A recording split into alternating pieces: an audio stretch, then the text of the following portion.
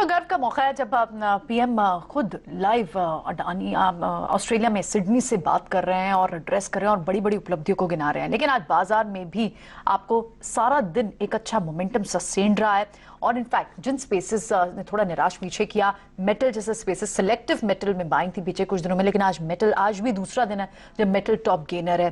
3-3.5% की तेजी आपको मेटल में दिख रही है। पीएसयू बैंक्स वापस आए हैं। इंडेक्स मैनेजमेंट क्लियरली आपको IT, Adani stocks, Reliance to some extent, energy pack और मेटल के कुछ सिलेक्टिव स्टॉक्स से देखने को मिल रहा है। इनफैक्ट ऑटो में जो एक ब्रीदर सा दिख रहा था कुछ दिनों से, वहां पर आपको वापसी दिखी है। तो सारे सेक्टर का कंट्रीब्यूशन आपको, बैंक्स एंड फाइनेंस अच्छा दिख रहा है, आईटी से मूवमेंट है। सिर्फ इकलौता प्रेशर में, अगर हल्का सा प्रेशर भी नहीं कहना चाहिए, फ्लैटिश जो ट्रेड कर रहा है वो रियल एस्टेट स्पेस है। अदरवाइज सारे सेक्टर से अच्छा कंट्रीब्यूशन आया है। 18,400 के ऊपर आप दिन भर में कितनी देर तक सस्टेन रहे हैं और इनफैक्ट 44,000 के ऊपर बैंक निफ्टी है। डिम्पी, ये दोनों ही बड़े रेजिस्टेंस लेवल भी थे। अब जब बाजार कंफर्टेबली इन लेवल्स के ऊपर है तो क्या ट्रेडर्स को आए करने चाहिए बड़े ऊपर के लेवल्स? इस पर भी चाहिए 18,400 के ऊपर की क्लोजिंग, अभी क्लोज नहीं हुआ है। एक और पॉइंट है, उसके पीछे फोर्स भी चाहिए। आप रेजिस्टेंस पे तो हैं, इसमें कोई दो राय नहीं, लेकिन रेजिस्टेंस का ब्रेकआउट करने के लिए या तो ट्रैपिंग के लिए आपको अच्छी खबर चाहिए, नहीं तो आपको गैप चाहिए, नहीं तो आप सामने सामने लेवल्स को पार करके दिखाएं। और सामने पार करना थोड़ा मुश्किल होता है, इसलिए आज दिन भर में 18,400 तो आ गए, लेकिन इस 400 में से 50 पॉइंट नहीं जोड़े जा रहे। और अगर आप देखेंगे तो 44,000 तो आप आ गए, लेकिन इस 44,000 में से सिर्फ 152 पॉइंट और नहीं जोड़े जा रहे, जो आपको नए हाई पे यानी कि ATH पे ले आए, ऑल टाइम हाई पे आपको बैंक निफ्टी लेके आए। लेकिन फिर भी आप रिकॉर्ड स्तरों से कोई बहुत ज्यादा दूर नहीं है। 130-140 पॉइंट है आप बैंक निफ्टी के हिसाब से, और निफ्टी के हिसाब से तो खैर थोड़ा फर्क ज्यादा है, लेकिन निफ्टी में ब्रेकआउट 18,400 का माना जाएगा आज के लिए। एक्सपायरी के चलते रेंज ब्रेकआउट होने के चांसेस थोड़े ज्यादा हैं। यही एक्सपायरी आपका दोस्त भी बन सकता है और यही एक्सपायरी आपका दुश्मन भी बन सकता है। दुश्मन इस तरह से होगा, अगर मान लीजिए कॉल राइटिंग शुरू होगी जिसकी प्रीमियम हाई हुए हैं, तो फिर ये आपको जो आप ब्रेकआउट की बात बोल रहे हैं या फिर नया all time high bank Nifty पे वापस लगने की बात उन्हें फेल हो जाएगा। और यही एक्सपायरी आपको ये करवाने में आपकी बहुत बड़ा योगदान दे सकता है। इसलिए एक्सपायरी वीक के अंदर वॉलेटिलिटी एक रेंज की बहुत ज्यादा मिलेगी, इसके लिए आप प्रिपेयर रहिएगा। दूसरा, निफ्टी में अब तक 29% का रोल ओवर हो चुका है और बैंक निफ्टी पे 40% का रोल ओवर हो चुका है। अगले 48 घंटे में रोल ओवर बैंक निफ्टी पे बढ़ेगा, क्योंकि वो लाइट सीरीज है। इस बार की सीरीज में ताजा खरीदारी होती हुई दिख रही है। ये एक अच्छा पॉइंट है कि आप जब सौदा छोड़ रहे हैं और नई सीरीज में जा रहे हैं तो ज्यादातर पोजीशन फ्रेश लॉन्ग पोजीशंस लेके जा रहे हैं, इसलिए आपको बार बार फील गुड हो रहा है, इसलिए बार बार आप सपोर्ट पे चल भी रहे हैं, क्योंकि कहीं भी नेगेटिविटी मार्केट में इंडाइसिस पर तौर पर भी नहीं दिख रही, ना ही शेयर्स के तौर पर दिख रही है। आते हैं कहां पे पॉजिटिव रोल ओवर हुए हैं, मेटल्स, आईटी में थोड़ा पॉजिटिव रोल ओवर हो रहा है, बैंकिंग में और थोड़ा एफएमसीजी में नेगेटिव रोल ओवर है। इसलिए बैंक वाले थोड़ा ज्यादा सावधान रहें।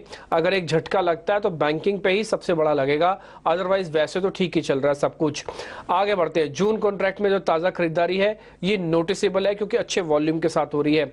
निफ्टी के आज भी 42 में से 32 शेयर जिनकी अर्निंग्स आ चुकी हैं, वो नंबर्स अच्छे हैं। इसका मतलब कुल मिला के ये है कि अर्निंग का सपोर्ट है, ब्रेकआउट का सपोर्ट है, ग्लोबल का सपोर्ट है, एफआईस का सपोर्ट है, ये मल्टीपल सपोर्ट आपके हक में है। इसमें से कोई भी चीज अभी तक तो डैमेजिंग या खराब नहीं है, या उसकी फोर्स कम नहीं हुई है। बुल स्क्रिप्ट काफी टाइट है और आज तेजी में अडानी, रिलायंस इंडस्ट्रीज और इसके अलावा आईटी, इसका योगदान ज्यादा है। एक चीज का ध्यान रखिएगा, फेड के मिनट्स आएंगे कल, हालांकि उसको ज्यादा इंपॉर्टेंस नहीं देगा, थोड़ा नजरअंदाज ही रखेगा, क्योंकि मिनट्स आने से पहले ही फेड के प्रवक्ता बहुत बार बात बोल चुके हैं, कल भी उनके पॉइंट्स आए, तो इसलिए फेड के मिनट्स की इंपॉर्टेंस फेड के लोगों की वजह से थोड़ी कम हो रही है। अदरवाइज वैसी कोई दिक्कत नहीं है, बाजार अभी आप बुलिश होकर चल सकते हैं, इसके अंदर ऐसी कोई दिक्कत चल नहीं रही है। विवेक कारवा फंडामेंटल एनालिस्ट के तौर पर हमारे साथ जुड़ चुके हैं, राजेश पालविया और आदित्य अरोड़ा भी हमारे साथ जुड़ रहे हैं, उनसे जरा करेंगे बातचीत और समझते हैं इस समय क्या करना चाहिए। पहले विवेक जी आपके पास ही आए, आपका एक बार व्यू पॉइंट जानना चाहते हैं। जब हम नए हाई के पास होते हैं उसमें से दो काम किए जाते हैं, या तो हम नया माल, जो पुराना माल ले रखा है उसको काट दें, या तो पुराने माल के साथ हम ट्रेलिंग स्टॉप लॉस लगाएं। आप किस तरफ है सर, काट दें या ट्रेलिंग स्टॉप लॉस लगाएं? देखिए डिम्पी जी, मार्केट के अगेंस्ट कभी भी नहीं जाना चाहिए। ट्रेंड इज योर फ्रेंड जो बोलते हैं ना, उसी को फॉलो करना चाहिए। और हाँ, दिख रहा है कि वैल्यूएशन थोड़ा सा स्ट्रेस्ड साइड में हो रहा है, क्योंकि आज के दिन निफ्टी का भी करीबन 23-24 के बाजू में आ गया है। और जब तक आपको रैली दिखे, आप ट्रेल करते रहो आपके जो भी स्टॉप लॉसेस है, ताकि मतलब अगर अगर बहुत ज्यादा पॉजिटिव और कल को अगर 19,000 भी छुए निफ्टी फॉर एग्जांपल के लिए बोल रहा हूं मैं, तो एटलीस्ट आप लॉस्ट आउट फीलिंग नहीं करोगे कभी भी। तो जब जब बाहर निकलना हो तब भी मेरे हिसाब से तो एक एसआईपी मोड में ही निकलना चाहिए, और जब कुछ भी लेना हो, आपको अगर नहीं लगे कि एकदम बॉटम आउट हो गया है, तब भी आपको एसआईपी के मोड में ही लेना चाहिए, ताकि क्या है कि आपका एवरेज आउट प्राइस कभी भी आपके साइड में ही रहेगा। तो मैं तो यही सलाह दूंगा कि धीरे धीरे प्रॉफिट बुकिंग करने का समय आएगा, लेकिन आप स्टेप बाय स्टेप कीजिए। ये आज ही नहीं है कि आज ही सारा माल बेच के निकल जाओ। बिल्कुल, लेकिन आप आज और इनफैक्ट पिछले 3 दिन में जो बड़ी डेवलपमेंट एक पर्टिकुलरली ग्रुप स्टॉक के लिए हो रही है, और उसमें एक बड़ी अपडेट डेवलपमेंट जो है वो आज आई है, और वो है Adani group stocks. Adani group stocks में आपको याद होगा एक बड़ा इन्वेस्टर ग्रुप जीक्यूजी पार्टनर्स ने मार्च में हिस्सा लिया था, और वहां से लेकर अब तक अडानी स्टॉक्स में अच्छा सर्ज आया। लेकिन आज जो न्यूज आई है वो ये कि जीक्यूजी ग्रुप ने अपनी हिस्सेदारी अडानी ग्रुप स्टॉक से बढ़ा दी है, और इनफैक्ट वो विलिंग भी है कि आगे चल के वो फंड रेजिंग प्लान्स में अडानी ग्रुप के फंड रेजिंग प्लान्स में भी हिस्सा लेंगे। एक बार अजय से ये सारी इंफॉर्मेशन समझते हैं। देखिए सृष्टि, ये बहुत अच्छी और बहुत ही इंटरेस्टिंग खबर है शेयर होल्डर्स के लिए, पूरे अदानी ग्रुप शेयर होल्डर्स के लिए, क्योंकि वो काफी अनसर्टेनिटी देख चुके हैं पास्ट में। क्योंकि इतना बड़ा इन्वेस्टर जिसने जब चरम पे थी अनसर्टेनिटी, उस समय $1.8 बिलियन की बेट ली थी 4 कंपनीज में। इस बड़ी रैली में अब हमारे सोर्सेज हमें बता रहे हैं कि पिछले कुछ दिनों में राजीव जैन जीक्यूजी पार्टनर्स, उन्होंने भी बाजार से अपने स्टेक बढ़ाए। करीब 250 to 200 मिलियन डॉलर्स के फ्रेश परचेजेस उन्होंने अदानी ग्रुप स्टॉक्स में पिछले कुछ दिनों में किए हैं। इनफैक्ट हमारे सोर्सेज हमें यह भी बता रहे हैं कि सिर्फ यही नहीं, वो जो अभी हाल ही में अदानी ग्रुप ने एक्सचेंजेस को बताया था कि अपनी कई कंपनियों में वो QIP और इक्विटी रिलेटेड ऑफरिंग्स डालना चाहते हैं, और करीब 21,000 करोड़ रुपए की ऑफरिंग्स उन्होंने लाइनअप की हुई हैं। हमारे सोर्सेज बता रहे हैं कि राजीव जैन उन ऑफरिंग में भी पार्टिसिपेट करना चाहते हैं। तो वो काफी मीनिंगफुली अपना बेट अदानी ग्रुप स्टॉक के ऊपर बढ़ाना चाहते हैं। तो पहले उन्होंने एक डिप्रेस वैल्यूएशन पे स्टॉक लिए, फिर उन्होंने ओपन मार्केट परचेजेस किए, और अब जो QIP वगैरह के ऑफरिंग्स आएंगी उसमें भी पार्टिसिपेट करना चाहते हैं। ये क्लियरली दिखाई देता है कि इतना बड़ा दिग्गज इन्वेस्टर एक इतनी बड़ी बेट इस ग्रुप पे ले रहा है। उन्होंने पिछली बार जब हमने उनसे बात की थी ET9 स्वदेश पे, राजीव जैन ने हमें बताया था कि one of the best infrastructure assets हैं कंट्री में, इसलिए अच्छे वैल्यूएशन में मिल रहे हैं, तो ये पार्टिसिपेट करना चाहते हैं। तो ये काफी इंटरेस्टिंग खबर हमारे सोर्सेज हमें बता रहे हैं कि ये बाजार में चल रहा है। इंस्टीट्यूशनल सेल्स और बैंकर्स से राजीव जैन ने बातचीत करनी शुरू कर दी है, ओपन मार्केट परचेजेस के अलावा भी पार्टिसिपेट करने की। तो ये देखने वाली बात है कि आगे आने वाले दिनों में किस तरह से ये सब चीजें पैन आउट होती हैं। इनफैक्ट अपना स्टेक बढ़ाया, और जिस तरह का कॉन्फिडेंस वो बार बार कॉन्ग्लोमरेट के फ्यूचर फंड रेजिंग प्लान्स को लेकर जता रहे हैं। ये बार बार वो कह रहे हैं कि ये बेस्ट इंफ्रास्ट्रक्चर एसेट्स हैं अवेलेबल जो इंडिया में हो। इसको देखकर तो जाहिर तौर पर अडानी स्टॉक्स पे जो इन्वेस्टर्स के, रिटेल इन्वेस्टर के, इंस्टीट्यूशन के जो अब तक डर का माहौल बना था, उस पर तो कंप्लीटली एक फुल स्टॉप जरूर लगता है। शुक्रिया अजय ये सारी जानकारी देने के लिए। एक बार ये देखते हैं कि अब तक आपने अगर अडानी स्टॉक्स को जान लोज से खरीदा होता तो आपके पास इस वक्त कितना रिटर्न आ चुका होता, या फिर अभी और कितना रिटर्न आना बाकी है। कुछ इंटरेस्टिंग रिसर्च अडानी स्टॉक्स पर ही शरद हम तक लाए हैं, आइए समझते हैं शरद से। Well, yes, in focus we are having IT cementation, and what we are gathering from the dealers and analysts is that the Franklin Templeton has been the seller in the company for the past few days. Around 40 lakh shares has been sold in the open market, and what we are hearing is Abacus Asset Management has acquired stake in the company now for the March quarter. Okay. ठीक है, तो देखिए अब in fact आप देखें तो Adani total gas, Adani transmission, यहाँ पर अब भी एक बड़ा गैप है। विवेक है हमारे साथ। इनफैक्ट विवेक, हमेशा से जब इनकी बात की जाती है ना, ये लॉन्ग टर्म एसेट्स हैं, ये लॉन्ग ड्यूरेशन प्लेज हैं। जो अडानी ग्रुप में जो सिलेक्टिव स्टॉक्स की बात की जाती थी, उसमें अडानी पोर्ट्स का हमेशा नाम आता था, Adani enterprise of course the mother company, उसका नाम जरूर आता था। लेकिन अभी आप हिंडनबर्ग रिसर्च के बाद से, जो रिपोर्ट के बाद से जो इनमें फॉल आया था, वहां से बहुत हद तक रिकवरी इन बड़े स्टॉक्स में आ गई है। लेकिन अभी भी रिकवरी अगर आप बोलें तो अडानी ट्रांसमिशन हो, अडानी टोटल गैस हो, और फॉर दैट मैटर विल्मर भी अभी सिर्फ 30-35% ही रिकवर हुआ है। अभी भी कहाँ वैल्यू देखनी चाहिए इन्वेस्टर्स, रिटेल इन्वेस्टर्स को? कई बार हम लोगों ने बात किया था जब ये हिडनबर्ग रिपोर्ट आई थी, और उस वक्त लग रहा था कि एक सेट एजेंडा था और वो अप्रूव हो रहा है। मतलब धीरे धीरे पता चल रहा है कि ऐसा कोई मैनिपुलेशंस वगैरह नहीं है, और उसके कारण ऑफकोर्स सुप्रीम कोर्ट के वो जो पैनल का रिपोर्ट आया उसके बाद में इसमें वापस आग लगी हुई है।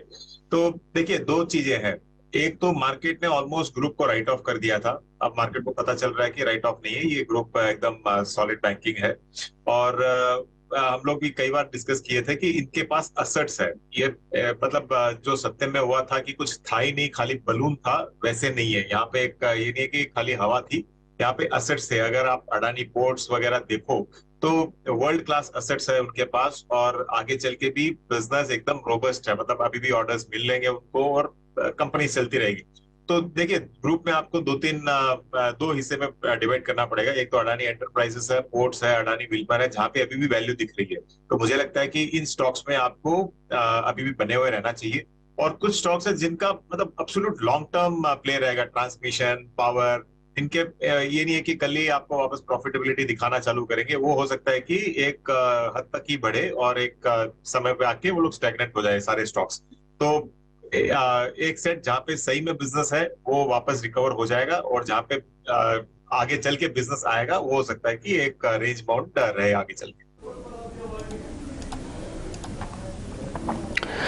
ये बात तो सही है कि जिस पैनिक में अडानी ग्रुप की कंपनीज को जिसने जिस रेट पे लिया, काफ़ी सारे, आज मेरी चर्चा हो रही थी, किसी ने बताया कि उनके पास 1200 का पड़ा है, किसी ने कहा अडानी एंटरप्राइज किसी के पास 1500 रुपये का पड़ा है, किसी ने कहा कि पोर्ट किसी के पास 550 रुपये का पड़ा हुआ है। तो those who take the risk, जिन्होंने रिस्क लिया उनको तो रिवॉर्ड मिलेगा ही मिलेगा। और रिवॉर्ड इस तरह का मिल रहा है कि आपको बैक टू बैक अब 3-4 दिन से सर्किट लग रहे हैं, शेयर चल रहे हैं। हालांकि ये ट्रिगर हुआ था तब जब सुप्रीम कोर्ट में जो रिपोर्ट दाखिल की गई उसके बाद का जो वर्डिक्ट आया। उससे पहले भी शेयर में कोई खास बड़ा इंटरेस्ट नहीं था, हम पूछते भी नहीं थे, लोग बताते भी नहीं थे। तो दोनों ही मामला था। लेकिन हाँ, रिपोर्ट आने से ट्रिगर हुआ और उसके बाद का मोमेंटम 3-4 दिन में आ गया। लोगों को थोड़ा शॉर्ट टर्म वाला याद रहता है। अगर पिछले 2 महीने से आप देख रहे हैं तो ये अडानी के शेयर यहीं पड़े हुए थे, कोई बात नहीं हो रही थी। खैर कोई बात नहीं, अलग अलग मैटर है, अलग अलग तरह के लोग, अलग अलग तरह की विविधताएं हैं बाजार के अंदर भी। आदित्य, शुरू करें आपसे। पहले तो बहुत शुक्रिया समय देने के लिए। आपकी trading calls. Thank you Dimpy ji, thank you for having me on the show. So मैंने जो 3 स्टॉक चुने हैं वो एक्चुअली मिड कैप कैटेगरी में से ही है, और आप देख रहे हैं स्टॉक स्पेसिफिक मूवमेंट चल रही है बाजार में। तो पहला स्टॉक मैंने चुना है नवनीत एजुकेशन, जिसे 119 में बाय किया जा सकता है, 109 का स्टॉप लॉस और 140 से 160 का टारगेट। दूसरा फाइन ऑर्गेनिक्स, जिसे 4483 में बाय किया जा सकता है, 4300 का स्टॉप लॉस, 4870 और 4990 का टारगेट। तीसरा स्टॉक है LIC। हम देख रहे हैं कि अदानी ग्रुप स्टॉक्स में वापस अच्छी मूवमेंट आ रही है, and it's a public information की LIC का एक अच्छा स्टेक है। चार्ट्स पे भी अच्छा मोमेंटम बन रहा है, वॉल्यूम बिल्डअप हो रहा है। तो 590 में बाय किया जा सकता है, 549 का स्टॉप लॉस, 650 से 707 का टारगेट। ओके, ठीक है। ये इंटरेस्टिंग प्ले ढूंढा है, मेरा तो ध्यान ही नहीं गया था कि LIC को भी आप इनडायरेक्टली प्ले ले सकते हो। अगर आपको ऐसा लग रहा है कि अडानी के शेयर बहुत भाग गए हैं तो उसके इनडायरेक्टली बेनिफिशियरी में से एक LIC भी बनता है, क्योंकि इनकी होल्डिंग है इनके पास, और जिसकी होल्डिंग है उनको बेनिफिट हो सकता है। आप कुछ बैंक के नाम भी जोड़ सकते हैं, जिसमें से SBI का नाम, बैंक ऑफ बड़ौदा का नाम भी जोड़ा जा सकता है। और पिछले 2-3 दिन से हमने देखा कि SBI के अंदर भी मूवमेंट काफ़ी अच्छी है। ये एक अच्छा पॉइंट आपने रेस करके बताया LIC वाला। अब जरा राजेश सर से जुड़ते हैं और उनसे समझते हैं उनकी ट्रेडिंग कॉल्स क्या हैं। राजेश सर, शुक्रिया आपका भी आज समय देने के लिए। आप अपनी ट्रेडिंग कॉल्स बता दीजिए। डिम्पी जी, पहला स्टॉक बैंकिंग स्पेस से रहेगा और उसमें हम PSU बैंक में SBI के साथ जाना चाहेंगे। जिस तरीके से आज बैंक निफ्टी में स्ट्रेंथ दिख रही है और ऑलमोस्ट हम 4000 लेवल के आसपास ट्रेड करते हुए दिख रहे हैं, तो हमें लगता है कि यहाँ से एक्सपायरी पॉइंट ऑफ व्यू से एक शॉर्ट कवरिंग का मूव यहाँ पे बैंकिंग स्टॉक्स में बैंक निफ्टी में बनते हुए दिख सकता है। तो SBI यहाँ पे बाय करने की सलाह है, और हमें लगता है कि ये स्टॉक अब 600 की तरफ बढ़ते हुए दिख सकता है। 574 के स्टॉप लॉस से SBI बाय करने की सलाह है। दूसरा स्टॉक जो बाय करना है वो NLC इंडिया, को बाय करने की सलाह। कैश सेगमेंट का स्टॉक है। स्टॉक को अगर आप वीकली डेली चार्ट पे देखेंगे तो इसने प्रीवियस स्विंग हाई के ब्रेकआउट यहाँ पे करते हुए दिखे। दिसंबर 2022 के हाई अब ये क्रॉस करते हुए दिख रहा है। जिस तरीके से यहाँ पे चार्ट स्ट्रक्चर बना है, हमें लगता है ये स्टॉक अब 105 110 की तरफ बढ़ता हुआ दिखेगा। तो ट्रेडिंग पॉइंट ऑफ व्यू से 104 तक के लक्ष्य के लिए हम एनएलसी इंडिया को बाय करने की सलाह देंगे। स्टॉप लॉस रखेंगे करीब 91 के आसपास। और तीसरा स्टॉक जो होगा वो इंश्योरेंस स्पेस से होगा और वो आईसीआईसीआई प्रूडेंशियल का होगा। आईसीआईसीआई प्रू में देखें तो एक करेक्टिव मूव के बाद स्टॉक में पिछले 2-3 ट्रेडिंग सेशन में देखें तो लोअर साइड से एक अच्छी रिकवरी यहाँ पे वापस बनते हुए दिखी है। स्टॉक में जो वापस अप मूव बने, स्टॉक अपने 50 डे 100 डे मूविंग एवरेज को क्रॉस करने में अब कामयाब होते हुए दिख रहा है। तो हमें लगता है कि ये स्टॉक एक अच्छा मोमेंटम यहाँ से कंटिन्यू कर सकता है। 455 460 की तरफ इसके next target trading point of view से आते हुए दिख सकते हैं। तो आईसीआईसीआई प्रूडेंशियल बाय करने की सलाह। स्टॉप लॉस रखेंगे करीब 432 के आसपास। ठीक है, ये तो आपकी कॉल्स हुई दोनों की ही, आदित्य और राजेश की हमने कॉल्स ली। कुछ और ट्रेड्स भी डिस्कस करते हैं क्योंकि जिस तरह का अडानी स्टॉक्स में मोमेंटम चल रहा है। राजेश, आपने अब भी कोई अडानी स्टॉक नहीं ऐड किया अपनी लिस्ट में? देखिए काफी स्ट्रॉन्ग मोमेंटम तो बना है। स्टॉक में काफी बड़ी तेजी बन चुकी है। हमें अभी भी लगता है कि यहाँ पे अडानी पोर्ट को देखा जा सकता है। अडानी पोर्ट में जिस तरीके का सेटअप है, हमें लग रहा है 125 स्टॉप लॉस होगा। और यह स्टॉक में अगर ये स्टॉक 745 के ऊपर आज क्लोज देता है तो इसका नेक्स्ट टारगेट वापस से 785 790 की तरफ आते हुए दिख सकता है। वही हमें लगता है कि अंबुजा सीमेंट पे भी फोकस करना चाहिए इसी ग्रुप में। अंबुजा सीमेंट में भी जिस तरीके के ब्रेकआउट हुए, हमें लगता है कि यहाँ पे 418 के स्टॉप लॉस से अंबुजा सीमेंट को बाय किया जा सकता है और अपसाइड के टारगेट 460 तक आते हुए दिख सकते हैं। हालांकि अडानी इंटरप्राइज में भी काफी बड़ा मूव बना है, लेकिन काफी रनअप ऑलरेडी आ चुका है। तो थोड़ा अगर यहाँ पे कोई करेक्टिव मूव या कोई एक प्रॉफिट टेकिंग आती है, डिप मिलता है टुवर्ड्स 2600 2580, तो हमें लगता है कि रिस्क टू रिवॉर्ड के हिसाब से अडानी इंटरप्राइज वहां पे एक अट्रैक्टिव हो जाएगा। तो अभी करंट लेवल पे हम थोड़ा वेट करेंगे। अडानी इंटरप्राइज में थोड़ा डिप आएगा तो उसमें बाय करने की सलाह देंगे। इन्होंने अंबुजा तो पिक किया ही राजेश ने, और साथ ही अडानी पोर्ट भी पिक किया, पर बहुत सारे और दूसरे स्टॉक्स भी हैं जो बहुत दूर हैं अभी अपने जान लोज से। अडानी ट्रांस आप देख लें, अडानी टोटल गैस। क्या कहीं और चार्ट पे पैटर्न जो स्ट्रॉन्ग दिखते हो जहां हमारे व्यूअर्स के लिए वैल्यू बनती हो? एग्जैक्टली मेरा व्यू यही है कि जो बाकी के कैश स्टॉक्स है उसमें अभी इस तरीके का चार्ट पैटर्न बन रहा है कि सप्लाई अभी एब्जॉर्ब ही हुई है और फ्रेश डिमांड बिल्डअप हो रहा है। तो वो एक फ्रेश बेस बनने का कारण है। फ्रेश बेस का एक संकेत दिख रहा है चार्ट पे, और बेस बना के स्टॉक वापस ब्रेकआउट दे रहे हैं। वॉल्यूम पार्टिसिपेशन आ रहा है, बायर सर्किट लगा है, डिमांड ज्यादा है। तो मैं ऐसा मानता हूं कि अभी ये फ्रेश तेजी की शुरुआत ही है। जो कैश स्टॉक्स है जैसे कि अदानी ट्रांसमिशन हो गया, अदानी ग्रीन हो गया, अदानी पावर हो गया, ये 3 स्टॉक्स का खासकर चार्ट काफी अच्छा लग रहा है। Even Adani total gas, although एक लगार्ड है बट बाकी के 3 काफी अच्छे दिख रहे हैं। तो ये 3 स्टॉक्स में अभी भी लगता है कि बहुत जूस है और काफी अच्छा खासा अपसाइड है। एक स्टैंडर्ड डिस्क्लेमर देना चाहूंगा, ये सारे स्टॉक्स हमने हमारे क्लाइंट्स को रिकमेंड किए हैं, तो आप एक बार अपना रिस्क असेस करके एनालिसिस करके ही कोई इन्वेस्टमेंट डिसीजन ले। ओके, ठीक है। नहीं, खैर इंटरेस्टिंग है। अब आप डिस्क्लोजर नहीं भी देंगे तब भी चल जाएगा इतने काम, क्योंकि वो स्टैंडर्ड डिस्क्लोजर अब लोग अपने आप से खुद ही मानते हैं।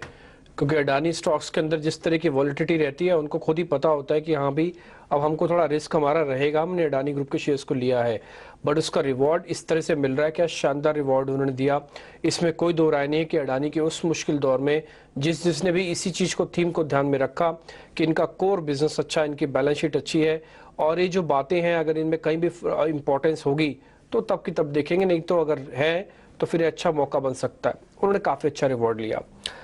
विवेक सर, एक शेयर है पिरामिल एंटरप्राइजेस। जब से इसके 2 कंपनियों का बिजनेस अलग अलग हुआ है, पिरामिल का बिजनेस फाइनेंस वाला और दूसरा पिरामिल फार्मा के नाम से जब से अलग हुआ है, ये पिरामिल एंटरप्राइजेस को पता नहीं क्या हो गया, ये ठंडे बक्से में चला गया। पिछले 4 दिन से मैं इसका डाटा नोटिस कर रहा हूं कि धीरे धीरे करके सिचुएशन अब थोड़ी बेहतर होती जा रही है। आप 750 के रेट पे, अगर मैं आपसे बोलूं आपके पास पैसे हैं और आपको खरीदना हो तो आप खरीद लोगे पिरामिल एंटरप्राइजेस को? अगर हाँ तो उसके रीजन बताइए, अगर नहीं खरीदोगे तो उसके रीजन भी बताने होंगे। तो डिम्पी जी, ऐसा है कि देखिए, स्टॉक तोड़ने के बाद जनरली क्या होता है, कुछ महीनों तक पहले इसमें फार्मा था और एनबीएफसी दोनों बिजनेसेस थे, तो जितने भी एफआईआईज वगैरह जिनको फार्मा नहीं चाहिए होता है वो फार्मा बेचते हैं। इसके लिए आप देखोगे कि 140-50 का पिरामिल फार्मा आज 70 के आजू बाजू चल रहा है, और जिसको फाइनेंस नहीं चाहिए होता, एनबीएफसी नहीं चाहिए होता, वो लोग इसको बेचते हैं। तो वो एक लॉन्ग टर्म करेक्शन समझ लो, वो मेरे हिसाब से अब सेटल हो गया है। और इन वैल्यूएशंस पे आज के दिन मुझे लगता है कि पिरामिल एंटरप्राइजेस एक स्लो एंड स्टडीली आप इसमें एंट्री मार सकते हो। वैल्यूएशन ठीक है, एनबीएफसी स्पेस में जो हो रहा है ओवरऑल, आप जितनी भी कंपनीज अगर देख लेते हो, चाहे वो यूप्रो हो, नया वाला जैसे नेम्स आ रहा है आज के दिन, या फिर केपरी ग्लोबल हो, ये सब में एक ट्रैक्शन दिख रहा है, और लगता है कि इंटरेस्ट रेट साइकिल यहाँ से टर्न अराउंड हो सकता है आगे चल के, तो इसका उसको फायदा मिलेगा। और सबसे बड़ी बात है कि इसका जो बैकिंग है वो सॉलिड है, मतलब जो पिरामिल साहब है आज के दिन अंबानी जी के सगे हैं। तो ओवरऑल मुझे लगता है कि यहाँ पे एक स्टेबलाइज हो जाएगा स्टॉक, और स्लो एंड स्टडीली यहाँ से रिकवरी दे सकता है। ओके, ठीक है, ये इंटरेस्टिंग बात बताई कि यहाँ पे रिकवरी मिल सकती है। तो अगर आपको कोई इन्वेस्टमेंट वाला सौदा ढूंढ रहे हैं, आपको ऐसा नहीं लग रहा कि वो सीजनल प्ले है, अच्छा 2-3 दिन शेयर की चर्चा हो रही है अडानी की, तो मेरे को कूद कूद के अडानी पे आना, हो सकता है आप लेट हो जाएं, तो अब आपको अगर रखना है तो एक बार पिरामिल एंटरप्राइज का चुनाव कर सकते हैं यहाँ पे। राजेश सर, एक शेयर मेरे को और पता करना है, मैं सुबह भी इसके बारे में चर्चा कर रहा था कि ये अब ग्रोथ वाला शेयर नहीं रहा, ये अब डिविडेंड वाला शेयर बन चुका है। पहले भी था, वो था वेदांता। अब मैं वेदांता को ना जब भी देखता हूँ इसके प्राइस चार्ट को, मेरे को लगता है कि ठीक है, वैसे गेन आए नहीं आए, लेकिन वेदांता तो डिविडेंड दे देगा, चाहे वो फाइनल दे, चाहे इंटीरियम दे, या कैसे दे। आज पता लगा 18.5 रुपये और दिए, और आप यकीन मानेंगे सर, 18.5 रुपये ये पूरे हफ्ते में नहीं चला सर, जब बाजार थोड़ा रिकवरी मोड में। ये 18.5 रुपये पूरे 20-25 दिनों में ढंग से नहीं चला होगा। तो इसको डिविडेंड वाला शेयर मान के एक जो लॉबी होती है जो डिविडेंड वाले शेयर्स में ही पैसा लगाती है, उसके लिए ठीक है, या फिर ग्रोथ वालों के लिए भी है इसमें पैसा कुछ? तो डिम्पी जी देखिए, पैसा बनना चाहिए, कहीं से भी बने, डिविडेंड से बने। अगर देखें तो हिस्टोरिकली मेरे ख्याल से, अगर मैं गलत नहीं हूं, तो 165 रुपए के आसपास के डिविडेंड ऑलरेडी वेदांता ने अभी तक डिलीवर कर चुका है, और अभी ये 18.5 रुपए का और डिविडेंड आया है। तो ऑलमोस्ट हम देखें तो 180-190 रुपए के आसपास के डिविडेंड स्टॉक ऑलरेडी यहाँ पे डिक्लेयर कर चुका है। तो जो शेयर होल्डर है उनके तो ऑलरेडी 180-90 रुपए ऑलरेडी डिविडेंड के फॉर्म में बन चुके हैं, और स्टॉक का भाव 288 का चल रहा है। तो हमें लगता है कि अगर हम ओवरऑल एनालाइज करें, इसको कंपेयर करें बाकी दूसरे मेटल स्पेस से या दूसरे मेटल स्टॉक से, तो return in terms of dividend तो उनकी कंपेयर में बहुत ज्यादा ही मिला है। तो ओवरऑल रिवॉर्ड तो किया है इसने इन्वेस्टर को, और टेक्निकली सेटअप भी देखें तो एक अच्छे सपोर्ट के आसपास स्टॉक बना हुआ है, 270-265 के आसपास इसके काफी अच्छे सपोर्ट बने हुए, वीकली टाइम फ्रेम पे भी देखें तो। और जब तक ये स्टॉक उसके नीचे नहीं फिसलता, यहाँ पे एक प्रोबेबिलिटी है कि एक वापस हायर साइड पे मूव कंटिन्यू करेगा। इसमें इमीडिएट जो हर्डल हमें लगता है वो 305 के आसपास है। जब तक वो लेवल क्रॉस नहीं होगा, थोड़ा कंसोलिडेशन ही रहेगा। 305 के बाद स्टॉक में एक अच्छा मूव ऊपर की तरफ 335-340 की तरफ आते हुए दिखेगा। बट हमें लगता है कि मेजर प्ले अभी इसमें डिविडेंड स्टोरी का ही है। तो मेजरली इसीलिए प्राइस एक्शन भी देखें तो एक साइडवेज ही यहाँ पे डिस्प्ले करते हुए दिख रहा है स्टॉक, काफी समय से एक बड़ी रेंज में ही कंसोलिडेट हो रहा है। तो ओवरऑल जो भी रिवॉर्ड मिल रहा है इन्वेस्टर को वो डिविडेंड के फॉर्म में मिल रहा है। तो अभी मुझे लगता है कुछ कंसोलिडेशन प्राइस में यहाँ पे रहेगा। ओके, ठीक है, कुछ और स्टॉक्स पे डिस्कस करते हैं।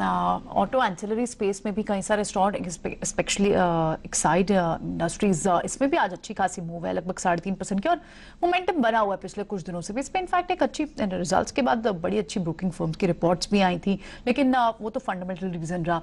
टेक्निकली एक्साइड पर अगर कोई एंट्री लेवल ढूंढ रहा हो तो कहाँ होना चाहिए आदित्य? एक्साइड एक्चुअली अभी एक अप ट्रेंड में ही है, जैसे आपने करेक्टली कहा कि काफी पॉजिटिव रिपोर्ट्स आई थी, और काफी अच्छा चार्ट परफॉर्मेंस भी है, काफी अच्छा चार्ट पे लग भी रहा है। तो यहाँ से बाय किया जा सकता है, और इसमें स्टॉप लॉस रहना चाहिए 200 का, और ऊपर की साइड टारगेट रहेगा 230-240 का। विवेक से भी बात करते हैं। विवेक, हमने देखा है कि ऑटो और ऑटो एंसिलरी में भी कई सारे स्पेस हो, चाहे वो आपके टायर स्पेस हो, एंसिलरी हो, बियरिंग हो, फोर्जिंग हो, कई सारे स्पेसेस ऐसे चले हैं, लेकिन कोई एक पर्टिकुलर स्पेस जहां आपको लगता है मूव काफ़ी आ चुके हैं कई पर्टिकुलर स्पेसेस में भी, चाहे वो ईवी से जुड़े हुए काउंटर्स हो, ल्यूमिक्स जैसे काउंटर्स हो, इलेक्ट्रा जैसे काउंटर हो, अभी कौन सी पॉकेट में आपका रिसर्च ज़्यादा चल रही है और आप कहाँ पर वैल्यू देखते हैं जो इन्वेस्टर को पोर्टफोलियो में रखना ही चाहिए? टॉप बेट्स क्या होंगे ऑटो एंसिलरी में? देखिए, अगर अब इसको आप डायरेक्टली ऑटो एंसिलरी से जोड़ोगे क्या, मुझे मालूम नहीं है, लेकिन मुझे जो ये चिप्स इंडस्ट्री है ये बहुत अच्छी लग रही है। तो उसमें आपका वेदांता एक प्लांट डाल रहा है बहुत बड़ा, सिरमा एसजीएस हम लोग देख ही रहे हैं, ये एक यहाँ से काफी चल सकता है मुझे लग रहा है। तो ये जो ईवी और चिप रिलेटेड प्ले है, मुझे लगता है कि ये काफी इंटरेस्टिंग है। और प्रियंका, मतलब पिछले कुछ ही महीनों में ऐसे लग रहा है कि जहाँ मतलब हर जगह पे ईवी चार्जिंग स्टेशंस आ गए हैं, जो मतलब हम लोग जिस स्पीड से ईवी स्प्रेड होगा सोच रहे थे, उससे 3 गुना ज्यादा स्पीड से अभी ये स्प्रेड हो रहा है। तो एक तो चिप का साइड है, वो मुझे अच्छा लग रहा है। तो सिरमा और वेदांता, आई थिंक वो लोग भी प्लान लगा रहे हैं, उसका एक फायदा मिलेगा उन दोनों को। और ईवी स्पेस डेफिनेटली एक्साइड वगैरह यहाँ पे भी अंडर वैल्यूड लग रहा है मुझे। इनफैक्ट ऐसे डिस्क्लोजर मेरे पास भी है, एक्साइड काफी नीचे लिए हुए हैं अभी जब मार्केट करेक्शन हुआ था। ओके, ठीक है, आपके पास एक्साइड भी है, ये आपने डिस्क्लोजर भी दे दिया, खैर अच्छी बात है। और एक्साइड को लेकर, बैटरी वाले शेयर्स को लेकर एक आज मोमेंटम भी काफी अच्छा है। सुबह सुबह एक रिपोर्ट भी आई थी एक्साइड को, जेपी मॉर्गन की रिपोर्ट थी, तब भी हमने यही बात पूछी थी सुबह टेक्निकल एनालिस्ट से कि क्या अभी पकड़ लें या फिर हमको 7-8 रुपए नीचे मिल जाएगा। 185 का लेवल था, हमने जो उनसे पूछा था, तो कह रहे थे नहीं 185 तक भी वेट कर लो, कोई दिक्कत नहीं है।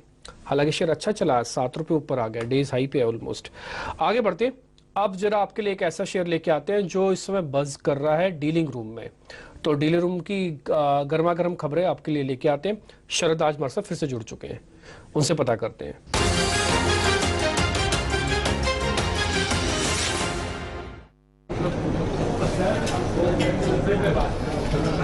जी बिल्कुल, हमने जो है एनालिस्ट और डीलर से बात की है और यहाँ पे आईटीडी सीमेंटेशन जो है फोकस में रहने वाला है। यहाँ पे जो है फ्रैंकलिन म्यूचुअल फंड ने जो है लगातार पिछले हफ्ते से जो आज तक जो है सेलिंग देखने मिल रही है स्टॉक में, और लगभग 40 लाख शेयर्स की जो है हाल ही में बिक्री हुई है।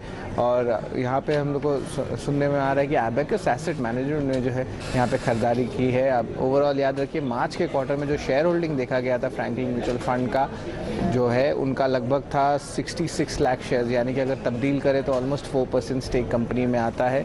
इसके अलावा 2 अहम डीआई इन्वेस्टर्स भी हैं, जैसे कि एमआईटी मैक्वेरी और इंडियन डोमेस्टिक इन्वेस्टर में बंधन म्यूचुअल फंड भी हैं। स्टॉक स्पेसिफिक अगर बात करें तो फरवरी लो से स्टॉक 50% से ज़्यादा का उछाल देखने मिला है। और हमने भी जो है चैनल चेक्स की, स्पेशली कोलकाता के मेट्रो में, जहां पे जो फर्स्ट क्वार्टर FY24 में जो है और ज़्यादा बिडिंग्स में जो है राउंड्स में कंपनी एग्रेसिव होने वाली है, ये स्ट्रीट का मानना है। और इसके अलावा गाइडेंस भी बता देता हूँ FY24 के लिए, जहाँ पे कंपनी ने कहा था ET Now स्वदेश में ही कि वो जो है FY24 में डबल डिजिट ऑपरेशनल गाइडेंस देखने मिलेगा। ऑफकोर्स FY23 में ये सिंगल डिजिट था। और जो आगे जाते हुए जो एक्सपोजर है आपके जो लो मार्जिन लेगेसी बिजनेस को, उसको जो है कंपनी कम करने वाली है। और ट्रिगर जो कहते हैं रीट्रिगरिंग जो होती है, वो हो जाएगी आपकी बैंगलोर और मुंबई के मेट्रो प्रोजेक्ट के ऑर्डर्स को लेके। तो आईटीडी सीमेंटेशन पे ज़रूर फोकस रखिएगा। ठीक है शरद, बहुत शुक्रिया, थैंक यू वेरी मच ये सारी जानकारी देने के लिए। और हो भी क्यों ना, कंपनी का बिजनेस इतना वाइड है, ये मैरीटाइम स्ट्रक्चर्स के अंदर है, हाईवे बनाती है, ब्रिज के अंदर है, फ्लाईओवर बनाती है, एयरपोर्ट में है, वेस्ट मैनेजमेंट में है, हाइड्रो इलेक्ट्रिक पावर में है, डैम्स में है। एक कंपनी इतने सारे काम कर सकते हो। मेरे को लगता है कि अगर मार्केट में इंफ्रा के तौर पर देखें तो ये सबसे अंडर ओन्ड कंपनी हो सकती है। ज़्यादा चर्चा नहीं होती लेकिन काम बहुत बेहतरीन करती है। विवेक सर, आपका ट्रस्ट है इस पे, आईटीडी सीमेंटेशन पे? जी, हमारा ट्रस्ट 60 रुपए में था और काफी बढ़ गया, वहां से तो ऑलमोस्ट डबल हो गया। मतलब 1 साल पहले हम लोग इसको एक्यूमुलेट कर रहे थे। थाईलैंड बेस्ड प्रमोटर है, तो एक एमएनसी भी है ये, तो समझ लीजिए कि काफी कॉर्पोरेट गवर्नेंस भी इसका अच्छा है। और वैल्यूएशन वाइज भी आप अगर देखो तो इंफ्रा में आज आपको अगर 24-25 की पी पे कोई स्टॉक मिल रहा है, तो ये भी एक बेहतरीन कंपनी है। मतलब लार्ज कैप में आप समझ लीजिए L&T है, और छोटी मोटी कंपनी है, मतलब स्मॉल कैप, अगर स्मॉल कैप भी नहीं है, माइक्रो कैप है, तो 2500 करोड़ में अच्छी कंपनी है ये। तो मुझे लगता है कि हाँ, इसको इस वैल्यूएशन में भी होल्ड बनता है, क्योंकि रिजल्ट्स लगातार अच्छे आ रहे हैं इसके, और वैल्यूएशन वाइज भी मुझे लगता है कि ये यहाँ से 20-25 रुपए का वो रैली आपको दिखा सकता है। ओके, ऑलराइट, ठीक है। तो आप यहाँ से आईटीडी सीमेंट को होल्ड करने की बात करें, और मिड कैप सीमेंट काउंटर्स में हम देख भी रहे हैं कि अच्छी मूवमेंट बनी हुई है, लेकिन इस बीच मेजर ऑफ द बड़े नंबर्स जो हैं, निफ्टी अर्निंग्स ऑलमोस्ट आ गई हैं, कुछ जो सेलेक्टिव नंबर्स रह गए हैं उनमें से एक नायका भी है, और नायका का यूजुअली ये जो क्वार्टर माना जाता है वो थोड़ा सा वीक माना जाता है एज कम्पेयर टू दिसंबर या फिर जो फेस्टिव क्वार्टर होता है। विनी ने एक पूरा प्रीव्यू तैयार किया है कि नायका के नंबर से एक्सपेक्टेशन होनी क्या चाहिए, आइए एक बार समझते हैं विनी से।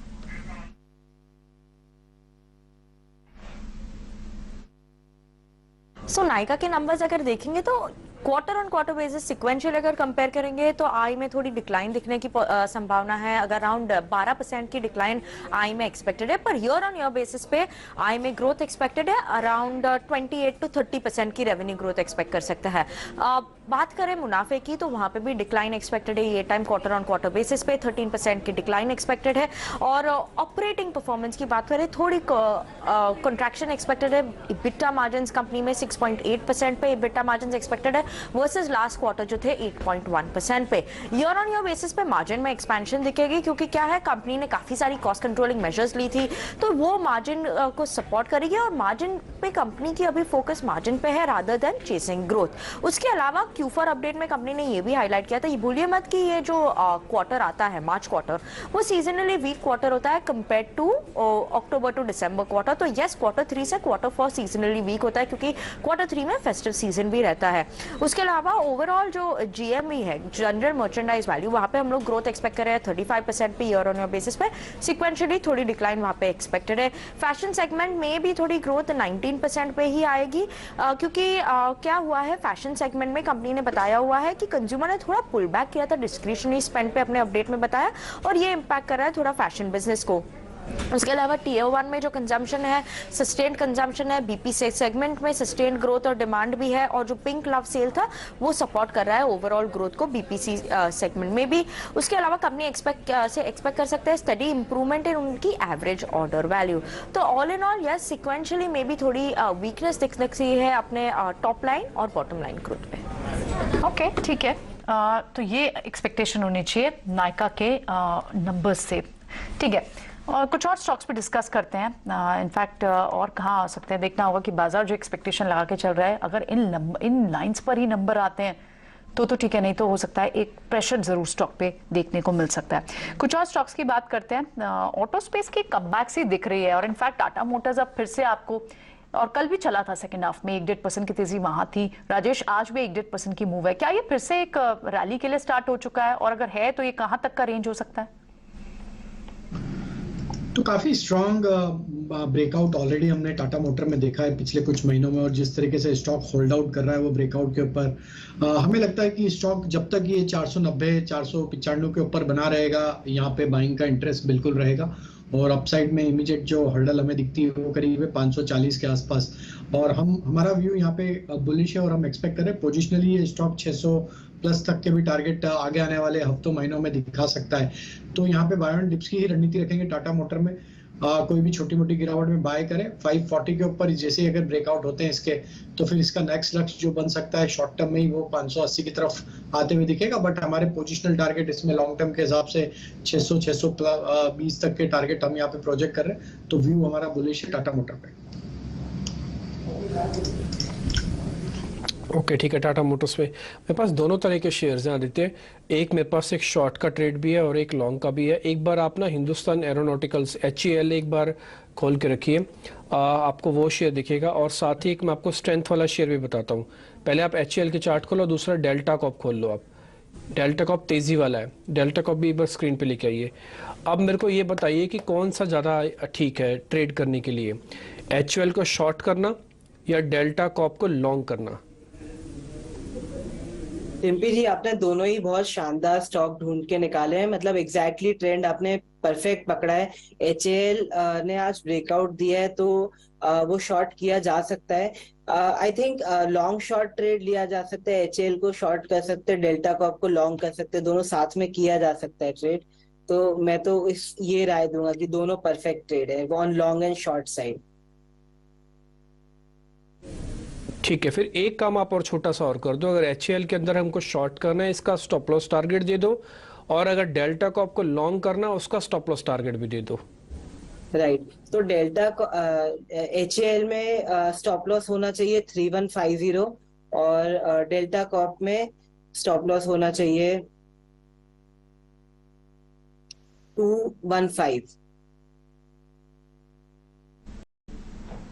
ओके, ठीक है। सो ये आपने डेल्टा कॉर्प और HAL पर स्टॉप लॉस बताए, ठीक है। लेकिन कुछ और स्टॉक्स भी हम देख रहे हैं, और आज इनफैक्ट कुछ पर्टिकुलर स्टॉक्स हैं, जैसे टायर स्टॉक्स तो सारे ही चल रहे हैं, बालाकृष्णा हो, सीएट हो, सब में ही अच्छी मूव है, और अपोलो टायर सबसे ज़्यादा चला है स्पेस में। अब ये दूसरे स्पेसेस भी चल रहे हैं।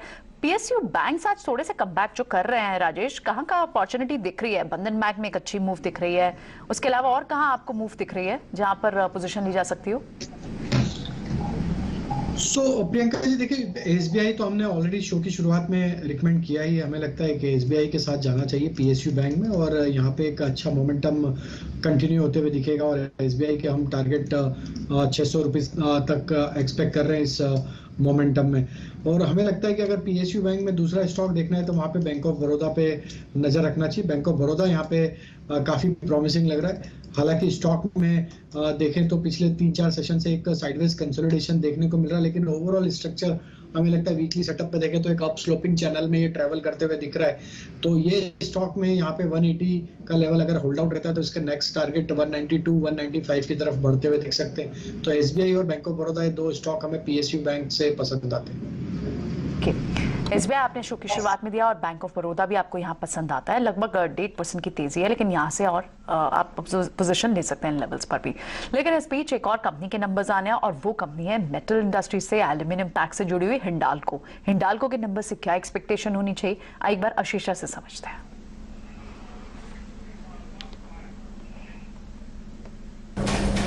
जी हाँ, हिंडाल्को के नतीजों की बातचीत करें तो हायर रियलाइजेशंस और लो कॉस्ट ऑफ प्रोडक्शन के चलते सीक्वेंशियल बेसिस पर अच्छे नतीजे एक्सपेक्टेड है। रेवेन्यूज फ्लैट रह सकते हैं, वॉल्यूम्स में डिक्लाइन देखने को मिला था जिसके चलते रेवेन्यूज फ्लैट रहेंगे, लेकिन मार्जिन्स में करीब 400 बेसिस पॉइंट्स का एक्सपेंशन एक्सपेक्टेड है इस क्वार्टर में। मार्जिन्स 10.9% पे आ सकते हैं, और एल्यूमिनियम प्राइसेस में 3% का अपमूव देखने को मिला था सीक्वेंशियल बेसिस में, जिसके चलते रियलाइजेशंस बढ़ सकते हैं। कॉस्ट ऑफ प्रोडक्शन मीनवाइल में 5% का डिक्लाइन देखने को मिला, जिसके चलते मार्जिन्स में एक्सपेंशन एक्सपेक्टेड है इस क्वार्टर में। सेगमेंट वाइज परफॉर्मेंस की बात करें तो कॉपर एबिटा पर टन फ्लैट रह सकता है, लेकिन एल्यूमिनियम एबिटा पर टन में करीब 35% का इंक्रीज एक्सपेक्टेड है सीक्वेंशियल बेसिस पर। याद रखें, नोवेलिस जो हिंडाल्को की होली ओन सब्सिडरी है, और नोवेलिस हिंडाल्को के टोटल रेवेन्यू का 60 to 70% शेयर है। उसके नतीजे कुछ दिन पहले आए थे, नतीजे अनुमान के मुताबिक थे, लेकिन मैनेजमेंट कमेंट्री काफी म्यूटेड थी नोवेलिस की। ऑल इन ऑल हिंडाल्को से इस क्वार्टर में decent set of numbers expected है। रेवेन्यूज फ्लैट रह सकते हैं, लेकिन मार्जिन में एक्सपेंशन देखने को मिलेगा हायर रियलाइजेशंस और लोअर कॉस्ट ऑफ प्रोडक्शन के चलते। ठीक है, रेवेन्यू अगर फ्लैट रहती भी है तो कोई बात नहीं, लेकिन अगर मार्जिन्स अच्छे आ रहे हैं और बढ़कर अच्छे आ रहे हैं, और सिक्वेंशली भी अच्छे हैं, YOY भी अच्छे आ रहे हैं, तो फिर इसका फायदा मिल सकता है क्या शेयर को? जरा ये पता कर लेते हैं। विवेक सर, टिपिकली हम कमोडिटीज वाले शेयर्स के अंदर ये देखते हैं कि उनके मार्जिन्स ठीक रहने चाहिए। ठीक है, रेवेन्यू कई बार क्या होता है कि आपको सेल्स में नोटिस नहीं हो रहा होता, लेकिन अगर मार्जिन्स मेंटेन है इसका मतलब बिजनेस ठीक चल रहा है और हायर एंड पे माल बेचा गया है। तो ये बात हिंडाल्को पे लागू होती है कि अगर मार्जिन्स ठीक आते हैं तो भी शेयर चलने की कैपेसिटी रखेगा, कम से कम टूटेगा नहीं। टूटेगा जरूर नहीं, और चलना मुझे अभी डाउटफुल है। लेकिन देखिए, पूरा खेला मार्जिन पे ही है, और अगर मार्जिन बढ़िया आता है तो ये एक दर्शाता है कि आगे चल के आपका कैश फ्लो यहाँ से और बेटर रहेगा। तो मेरे हिसाब से तो मार्जिन हम लोग क्लोजली ट्रैक करेंगे। और दूसरी चीज ये है कि जो मेटल सेगमेंट में आज है, मतलब वो जो बुलिश था वो खत्म हो चुका है, एक स्टेबिलिटी है। इसके लिए मुझे लग रहा है कि अगर अच्छा मार्जिन आएगा तो टूटेगा नहीं, लेकिन हाँ चलेगा कितना ये मुझे डाउटफुल है। हो सकता है कि एक सेंटिमेंटली 2 या 4% चल जाए और उसके बाद में वापस बैक टू नॉर्मल लाइफ हो जाएगा stock. Okay, back to normal हो जाएगा। बट हाँ, गेम सारा मार्जिन्स का, इसमें कोई सेकंड थॉट नहीं है। एक आपको कंपनी और दिखाते हैं जिसके नंबर्स अभी आप नीचे देख पा रहे थे, एक्सो नोबल 40 रुपए का डिविडेंड है। यही मेरे लिए हैरान करने वाली बात है कि 40 रुपए का डिविडेंड है। बस मैं उसकी हिस्ट्री चेक कर रहा था कि ये पहले ऐसे डिविडेंड देता रहा है या वन टाइम है, फर्स्ट टाइम ऐसा दे रहा है कि बड़ा डिविडेंड है।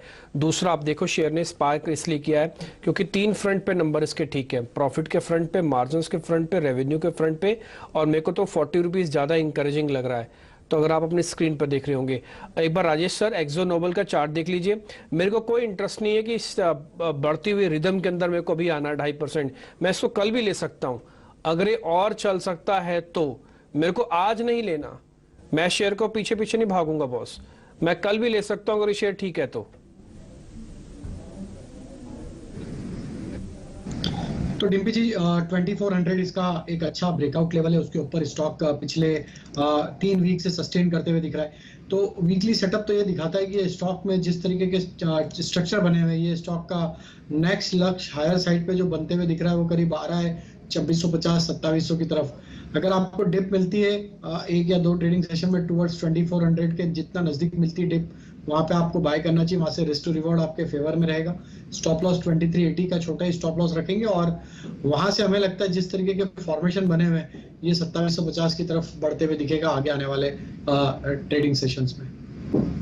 ओके, ठीक है। आईटी स्टॉक्स थोड़े से प्रॉफिट बुकिंग उनमें दिख रही है, टेक महिंद्रा हो, HCL टेक हो, और इनफैक्ट फॉर दैट मैटर थोड़े से जो लार्ज कैप कैपिटल गुड्स में L&T जैसे कम बैक कर रहे थे स्टॉक, वहां पर भी ज़्यादा नहीं पर माइनस से गिरावट है। आदित्य, IT पैक पे 2 दिन 3 दिन से तो अच्छी कन्विक्शन दिख रही थी, अभी फिलहाल क्या पोजिशनिंग दिख रही है? आई थिंक IT पैक अभी अंडर परफॉर्म कर रहा है और बिल्कुल आपने सही कहा, एकदम ब्रेकडाउन आ रहे हैं स्टॉक्स में, जैसे कि मिड कैप स्पेस में कोफोज हो गया, LTIM हो गया, टेक महिंद्रा, उसमें करेक्शन, परसिस्टेंट में करेक्शन है। तो यहाँ पे लॉन्ग्स अवॉइड करने चाहिए और शॉर्ट की भी अपॉर्चुनिटी देखी जा सकती है मिड कैप IT स्पेस में। तो फॉर लॉन्ग अवॉइड करना चाहिए, बुलिश ट्रेड अवॉइड करनी चाहिए। शॉर्ट कहाँ करेंगे आदित्य? सॉरी, आप शॉर्ट की अपॉर्चुनिटी कहाँ ढूंढेंगे IT में? परसिस्टेंट में शॉर्ट की अच्छी अपॉर्चुनिटी बन सकती है। अभी 4950 चल रहा है, तो 5100 का स्टॉप लॉस लगा के स्टॉक को शॉर्ट किया जा सकता है फॉर टारगेट्स ऑफ 4800, 4700। आप परसिस्टेंट को यहाँ से सेल करेंगे, शॉर्ट का हम STBT है ये आपके लिए। BT कल है या नहीं ये पता नहीं, लेकिन अभी तो फिलहाल ये शॉर्ट है जो ये आदित्य भी बता रहे हैं, ठीक है। लेकिन कुछ और स्टॉक्स भी देख लेते हैं जहां शॉर्ट बिल्टअप आज आपको इंडिगो जैसे स्टॉक्स में भी दिख रहा है। कोई और BTST या STBT आइडियाज आपके आ रहे हैं राजेश रडार पर? डेफिनेटली। तो प्रियंका जी, ऑटोमोबाइल स्पेस से हमारी नजर TVS मोटर पे काफी स्ट्रॉन्ग यहाँ पे प्राइस एक्शन बना है। ड्यूरिंग द डे स्टॉक अपने ऑलमोस्ट डे हाई की तरफ ट्रेड करते हुए दिख रहा है। एक फ्लैग फॉर्मेशन का ब्रेकआउट भी यहाँ पे डेली चार्ट पे बनते हुए दिखा है। TVS मोटर में जिस तरीके के मोमेंटम है across all time frame, stock एक बुलिश टेरिटरी में, यहाँ पे हम BTST करने की सलाह देंगे। स्टॉक को अपसाइड के टारगेट जो BTST में आ सकते हैं वो करीब 1290 से लेके 1310 तक की अपसाइड यहाँ पे आते हुए दिख सकती है। स्टॉप लॉस रखेंगे करीब 1240 के आसपास। जो दूसरा BTST हमें यहाँ पे अट्रैक्टिव लग रहा है वो है FMCG स्पेस में, और उसमें हम यहाँ पे डाबर के साथ जाना चाहेंगे। डाबर में देखें तो लोअर साइड से एक अच्छी रिकवरी, एक करेक्शन के बाद स्टॉक एक अच्छी रिकवरी यहाँ पे दिखा रहा है। ये सेकंड कंसेक्यूटिव डे है जहाँ पे स्टॉक ने हायर हाई लो फॉर्मेशन बनाया है। हमें लगता है रिकवरी का ट्रेंड कल के सेशन में भी कंटिन्यू हो सकता है और 535 540 तक की अपसाइड के टारगेट के लिए डाबर बाय करने की सलाह। स्टॉप लॉस होगा करीब 519 के आसपास। तीसरा स्टॉक सीमेंट स्पेस से, और उसमें रैमको सीमेंट के साथ जाना चाहेंगे। काफी बड़े कंसोलिडेशन का ब्रेकआउट यहाँ पे वीकली चार्ट में आते हुए दिखा था पिछले हफ्ते, और जिस तरीके के चार्ट स्ट्रक्चर यहाँ पे वीकली और मंथली टाइम फ्रेम पे बने, हमें लगता है रैमको सीमेंट यहाँ पे 915 की तरफ बढ़ता हुआ दिखेगा। तो रैमको सीमेंट बाय करने की सलाह, स्टॉप लॉस होगा करीब 872 के आसपास। ओके, ठीक है। ये BTST के कुछ एक सौदे हो गए। रैमको सीमेंट तो हम कई दिन से नोटिस पे कर रहे हैं। राजेश सर, आपने पहले भी एक दो बार बताया शायद रैमको सीमेंट के बारे में, और आज भी आप BTST के बारे में बता रहे हैं। ये अच्छा स्टॉक है और काफ़ी अच्छा रिटर्न भी दिया है। अभी हमने एक हफ्ते का भी चार्ट आपकी स्क्रीन पे दिखाया था, उसमें काफ़ी अच्छा रिटर्न आपने देखा है कि आपको मिलता हुआ दिखा है। एक महीने में करीब 22% चला है। आगे बढ़ते हैं। विवेक सर, अभी ना मैं आपके सामने एक रिसर्च रखता हूँ, और ये दो बड़े ग्रुप की है, अंबानी और अडानी। इसके बारे में सिस्टम में काफ़ी बोला जाता है, और इनके एक इस साल के अंदर 2023 के अंदर, कैलेंडर ईयर की बात बोल रहा हूँ, कुछ एक ग्राफिक्स में आपके सामने लेके आ रहा हूँ। आपका ना मैं सबसे आसान वाला ऑप्शन किल कर दूंगा और सबसे मुश्किल वाला ऑप्शन आपके लिए ओपन कर दूंगा। ऑप्शन मैं बताऊंगा, पहले जरा डाटा आपके सामने रखता हूं। जब साल की शुरुआत हुई थी तो मुकेश अंबानी का जो नेटवर्थ था, ये बिलियन डॉलर्स में है, वो 87 बिलियन डॉलर था, और उनका 118 था। बजट के बाद उनका $80 और उनका $61 हो गया था। आपको पता ही है कि ठीक बजट से 4-5 दिन पहले ही ये खबर अडानी की हिडलबर्ग वाली रिपोर्ट आ चुकी थी। तो आपने देखा कैसे तेजी से उनका नेटवर्थ कम हुआ। फिर ये जनवरी फरवरी के बाद हम आए मार्च के अंदर, अगली प्लेट दिखाई जिसमें मार्च आपको लिखा हुआ दिखेगा। फिर हम अप्रैल भी लेके आएंगे। मार्च के आखिर होते होते करीब $80 बिलियन मुकेश अंबानी की नेटवर्थ थी, और गौतम अडानी की $56 बिलियन, यानी कि फरवरी से भी कम हो गई। अब आप दिखाइए जरा अप्रैल की, मार्च के बाद अप्रैल के अंत में, क्योंकि हम मई में खड़े हैं तो अप्रैल के अंत का डाटा हमारे पास अवेलेबल है, तो उसके अंदर आपको दोनों की नेटवर्थ दिखाते हैं। अप्रैल के अंत में $83 बिलियन, यानी कि अगर आप मुकेश अंबानी की वेल्थ देख रहे हैं तो हमने 80 से शुरू हो गया था, करीब करीब 83-84 इसके आसपास ही रहे, लेकिन काफी वॉलिटिलिटी दिखी आपको गौतम अडानी की वेल्थ के अंदर। अप्रैल के अंत होते होते ये करीब $61 बिलियन की वापस हो गई है। और अब मई के अंदर इस समय टिल 22 मई के अंदर इस समय गौतम अडानी की जो वेल्थ है वो आप अपनी स्क्रीन पर देख पा रहे हैं, $59 बिलियन, और उनकी 84 है। जो सबसे आसान वाला ऑप्शन था वो मैं किल कर देता हूं आपके लिए विवेक जी, वो था कि मैं इन दोनों के शेयर्स को पसंद करता हूं, मैं इन दोनों के साथ जाना चाहता हूं। ये ऑप्शन मैंने किल कर दी है। और अब सबसे मुश्किल वाली ऑप्शन आपके लिए है, आप किसको पसंद करते हैं? अडानी ग्रुप के शेयर में आपको वेल्थ क्रिएशन ज्यादा दिखता है, या मुकेश अंबानी ग्रुप के अंदर वेल्थ क्रिएशन ज्यादा दिखता है? आसान वाली ऑप्शन सर किल है आपकी। टिप्पी जी देखिए, मैं किसको पसंद करता हूँ वो मायने नहीं है। जब इन्वेस्टमेंट की बात आती है तब आपको आपका कौन सा इन्वेस्टमेंट स्टाइल आपका है वो आपको देखना पड़ेगा। अब मैं इनको दो चीज में स्प्लिट करता हूँ। देखिए अडानी जी, आप समझ लीजिए ग्रोथ बेस्ड इन्वेस्टमेंट स्टाइल है, जहां पे आपको बहुत अग्रेसिव रहना पड़ेगा, टेक्निकल एनालिसिस चलेगा, और जिस स्पीड से बढ़ेंगे उसी स्पीड से हो सकता है नीचे भी गिरे। लेकिन रिलायंस ऐसा है कि एक वैल्यू बेस्ड इन्वेस्टमेंट स्टाइल में आ जाएगा, जहां पे आपको एक कंसिस्टेंसी रहेगी। तो आप अगर चाहते हो कि आपका 116-40 भी दिखे, उसके बाद 60 भी दिखे, फिर 50 दिखे, तो अडानी अच्छा है। और अब अगर आप चाहते हो कि मुझे तो रात को अच्छी नींद आनी चाहिए, तो रिलायंस बेटर है। तो आपको क्या अच्छा लगता है ये पहले देखिए, फिर इनमें से हम लोग चॉइस कर पाएंगे। तो ये एक पर्सनल क्या बोलते हैं, पर्सनल फाइनेंशियल प्लानिंग में आएगा कि हाँ एक एक का स्टाइल क्या है। मेरे को अगर नींद उड़ती है अडानी स्टॉक में इन्वेस्ट करके तो मैं नहीं करूंगा। रिलायंस एक वैल्यू बेस्ड ऑप्शन के तौर पे मैं उसको देखूंगा। तो दोनों ही अलग अलग है, मतलब आप ऑरेंज और एप्पल कंपेयर करने को बोल रहे होंगे।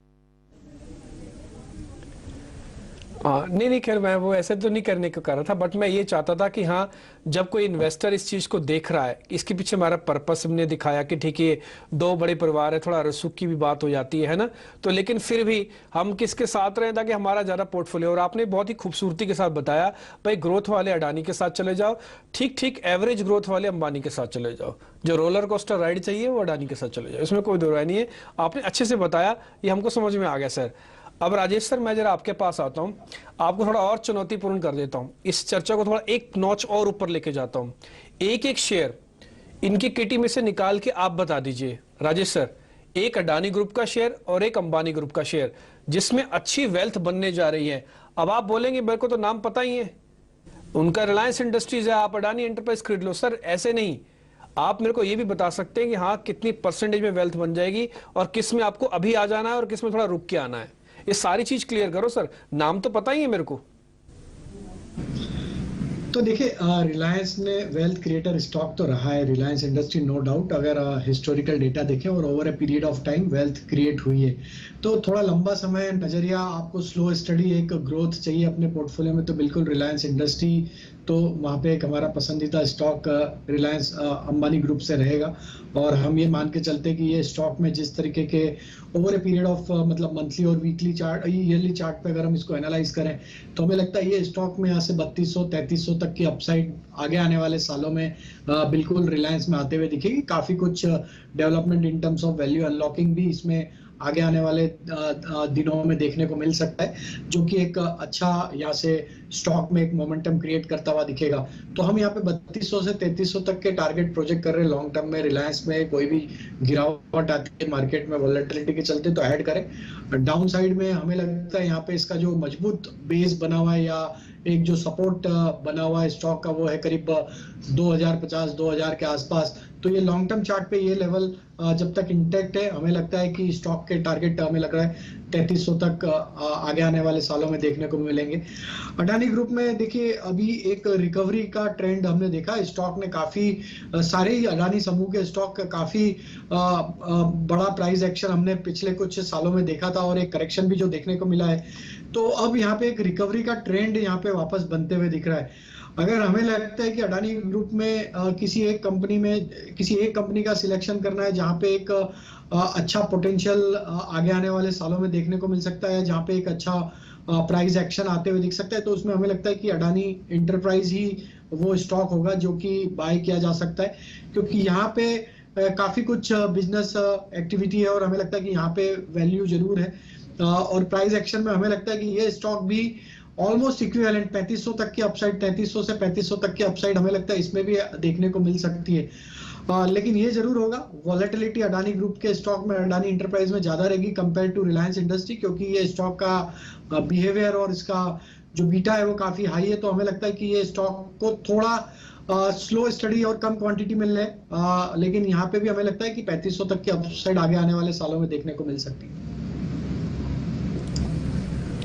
ओके, ठीक है। आप दोनों शेयर्स पे आपने बता दिया, यानी कि अडानी एंटरप्राइजेस और दूसरा रिलायंस इंडस्ट्रीज। मैं एक्सपेक्ट कर रहा था कि शायद आप अडानी विलीवर बोलेंगे, लेकिन ठीक है, आपने अडानी एंटरप्राइज बोला तो कुछ सोच समझ के देख के ही बोला होगा आपने। तो इन दोनों शेयर्स का हमने एक, हालांकि हमारा पर्पस एक कंपैरिजन एज सच नहीं था कि आपके सामने रखें, बट हाँ एक रिसर्च मिला, एक इंटरेस्टिंग पॉइंट मिला, तो उसके पॉइंट को हमने सामने आपके रखा और उससे हमको दो शेयर छट के हमको मिल गया, रिलायंस इंडस्ट्रीज और अडानी एंटरप्राइजेस, जहाँ पे स्कोप अभी भी काफ़ी है और दोनों का नेचर भी पता लग गया कि आपको थोड़े उतार चढ़ाव मिलेगा अडानी एंटरप्राइज में, बट रिलायंस में स्लो एंड स्टडी गेन मिल जाएगा। एक शेयर अभी एक्सो नोबल, थोड़ी देर पहले मैं उसके बारे में चर्चा कर रहा था कि उसका मेरे को 40 रुपीज़ जो डिविडेंड है थोड़ा सा एबनॉर्मल लग रहा है। फिर मैंने इसके डिविडेंड हिस्ट्री को चेक किया तो मैं बता देता हूँ, इसके डिविडेंड हिस्ट्री में भी ये पॉइंट नोटिस हुआ है, क्योंकि इनका जो लास्ट डिविडेंड था 40 रुपये का, वो फरवरी को था, 22 फरवरी को। अभी शेयर आप देख रहे होंगे 4.25% ऊपर आ गया, उसमें 2.5% था ये शेयर। उसके बाद उन्होंने 25 रुपये, 35 रुपये, 30 रुपये, 20 रुपये, यानी कि इस तरह का डिविडेंड देते हैं। तो डिविडेंड ये सेकंड टाइम है पिछले 2-2.5 साल के अंदर जब 40 रुपीज़ का डिविडेंड आया, साथ ही इनका नंबर्स भी अच्छे आए हैं, तो शेयर अच्छा चल भी रहा है। बस ये पॉइंट मेरे को और नोटिस करवाना था। प्रियंका?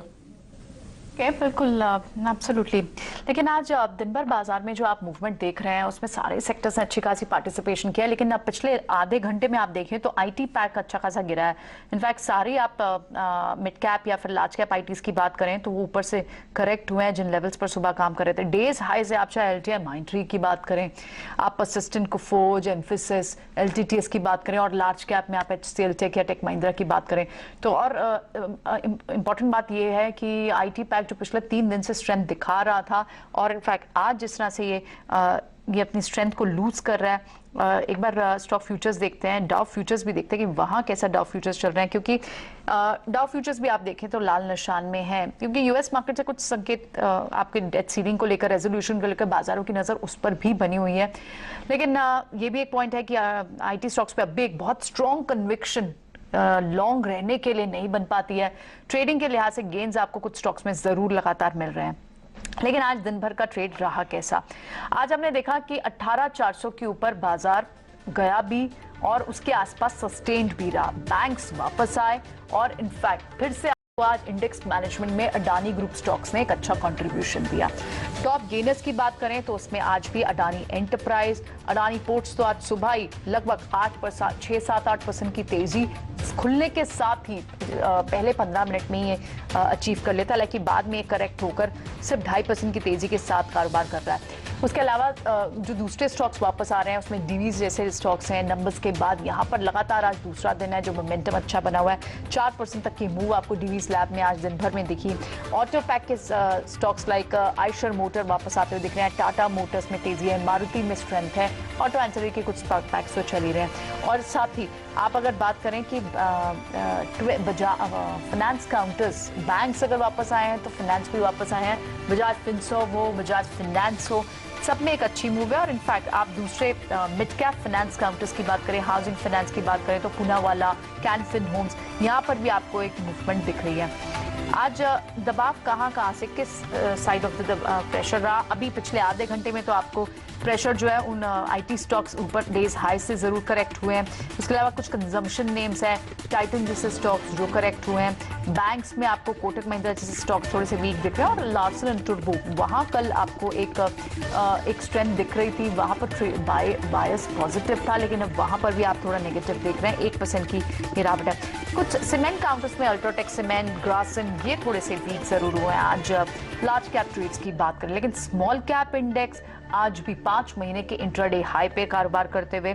और मिड कैप और स्मॉल कैप के कुछ सेलेक्टिव काउंटर्स की बात करें तो मिड कैप में फिर आपको अडानी विल्मर लगभग 10% और आज अडानी विल्मर में अगर मूव है, ये तो क्या तीसरा दिन हुआ, तो पतंजलि फूड्स में भी आज 5% की मूव है।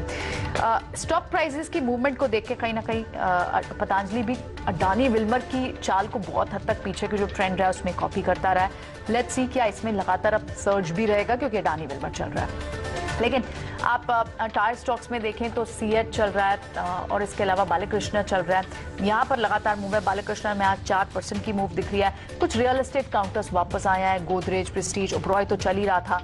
दूसरे जो काउंटर्स आपको वापस आते हुए दिख रहे हैं उसमें आदित्य बिरला फैशन, ट्रेंड, थोड़ा सा रिटेल काउंटर्स में भी आपको आज एक बस दिख रहा है। और दबाव जहां से आ रहा है वो लगातार कोरोमंडल जैसे स्टॉक्स जो वीक हुए हैं, डिक्सन थोड़ा आज वीक है, केमिकल नेम्स हैं जिसमें नवीन फ्लोरीन जैसे नेम्स हैं जो वीक हुए हैं, और वरुण बेवरेजेस जैसे स्टॉक्स हैं जहां पर थोड़ी सी वीकनेस दिखाई दे रही है। स्मॉल कैप स्टॉक में भी बात करें क्योंकि यहाँ पर लगातार 52 वीक के इंट्राडे हाई पर, 5 महीने के इंट्राडे हाई पर आपको स्मॉल कैप इंडेक्स दिख रहा है। और कुछ काउंटर्स जो आपके 52 वीक हाई है उसमें कई सारे कंट्रीब्यूटर स्टॉक्स जो है वो स्मॉल कैप स्पेस से ही हैं। स्मॉल कैप स्पेस में आपको stocks like Route Mobile, MCX, Brightcom group, इनमें मसगांव डॉक, बजाज इलेक्ट्रिकल्स, ये कुछ स्टॉक्स हैं जो आज 5-8% की मूव दिखा रहे हैं, जिसके चलते स्मॉल कैप पूरा स्पेस ही आज के दिन बजिंग रहा है। डेल्टा कॉर्प जैसे काउंटर्स हैं थोड़े पहले डिस्कस भी करे थे। ओवरऑल लेकिन बाजार अपनी स्ट्रेंथ को जाते जाते लूज कर रहा है। बैंक निफ्टी अब लाल निशान में स्लिप हुआ है और लगभग माइनस से पॉइंट के साथ बंद हुआ है दबाव के साथ, और निफ्टी भी 18,333 के पास क्लोज हो गया। ग्लोबल मार्केट से सिनेरियो बड़े आएंगे, 2 दिन की तेजी रही, ये प्रॉफिट बुकिंग है या फिर बाजार कुछ एंटिसिपेट ग्लोबल मार्केट से किस तरह की वीकनेस को एंटिसिपेट कर रहा है ये तो बाद में पता चलेगा। लेकिन कल फेड की मिनट्स आनी है, डेट सीलिंग को लेकर रोज लगातार वहाँ रेजोल्यूशन को लेकर बड़े डेवलपमेंट्स और अपडेट्स आ रहे हैं जिन पर नजर जरूर रहेगी। फिलहाल शो को यहीं वाइंड अप करते हैं। आप तीनों का बहुत बहुत शुक्रिया, राजेश, विवेक और आदित्य, आज समय दिया और ये सारी स्ट्रैटेजी डिस्कस की। मुझे और डिम्पी को दीजिए इजाजत, कल सुबह फिर होती है आपसे मुलाकात। नमस्कार।